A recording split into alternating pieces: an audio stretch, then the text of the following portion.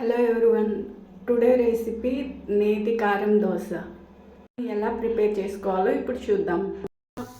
Pan పెట్టి అందులో ఉల్లిపాయ, ఆయిల్, శనక్కాయ పప్పులు, మిర్చి, చింతపండు, ఉల్లిపాయ వేసి ఆయిల్ వేసి బాగా వేగనివ్వాలి లో ఫ్లేమ్లో.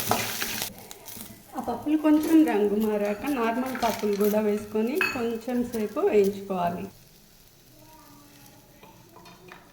తర్వాత వాటిని మిక్సీ జార్లో వేయించుకొని మిక్సీ ఆడించుకోవాలి. తర్వాత మళ్ళీ అదే బాండి పెట్టి అందులో పోపు దినుసులు, కరివేపాకు, మిరపకాయలు వేసి బాగా వేగించుకొని ఇందాక మిక్సీ పట్టిన మిశ్రమంలో వేసుకోవాలి.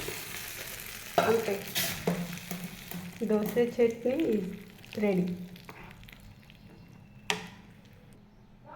ఇప్పుడు మరో కారం కోసం మిక్సీ జార్లోకి ఎర్రగడ్డల్ని సన్నగా తరిగి, తర్వాత ఒట్టిమిర్చి, ఉప్పు, సాల్ట్ వేసి దీన్ని మెత్తగా గ్రైండ్ చేసుకోవాలి.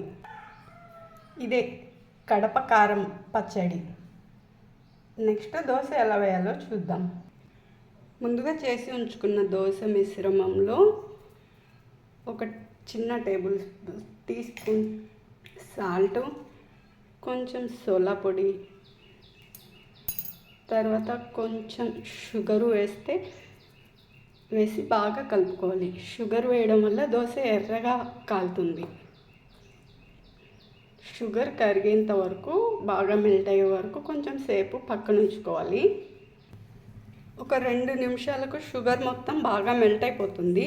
తర్వాత దీన్ని స్టవ్ పై పెండం పెట్టి దోశ వేసుకోవాలి.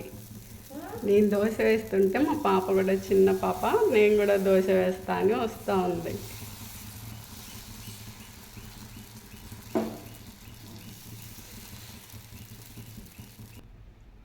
దోశ వేస్తావా? దోశ చేయాలంటే నువ్వు ఫస్ట్ బ్రష్ వేయాలి. అట్లా బ్రష్ చేతిలో పట్టుకొని దోశ వేయకూడదు. దోశ ఇలా కొంచెం కాలిన తర్వాత నెయ్యి పోసుకోవాలి పైన.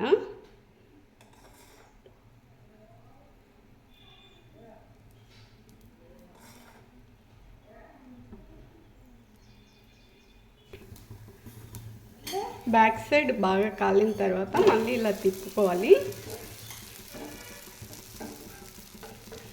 ఇక్కడ కూడా గీ అప్లై చేస్తే బాగుంటుంది.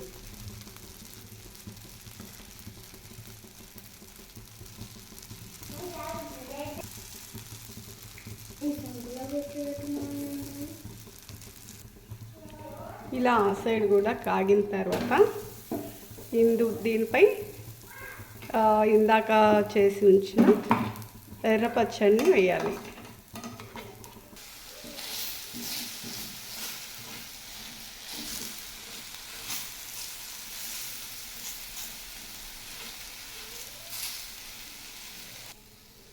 చివరిగా పప్పుల పొడి ఉంటుంది కదా, పప్పుల పొడిని చల్లుకోవాలి.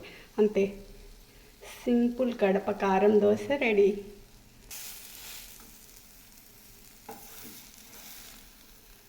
నేతి కారం దోశ. ఫైనల్ లుక్ రాయలసీమక్క నేతి కారం దోశ లుక్ ఇది. ఇది నా టిఫిన్, ఇది మా పిల్లల టిఫిన్. నార్మల్ దోశ. ఈమెకి బొమ్మలు పెడితేనే టిఫిన్ తింటుంది అంట. అవునా నాన్న? బొమ్మలు పెడితేనే తింటావా? లేకపోతే తినవా? బ్రష్ చేసినవా? ఎవరు నీకు బ్రష్ చేసింది?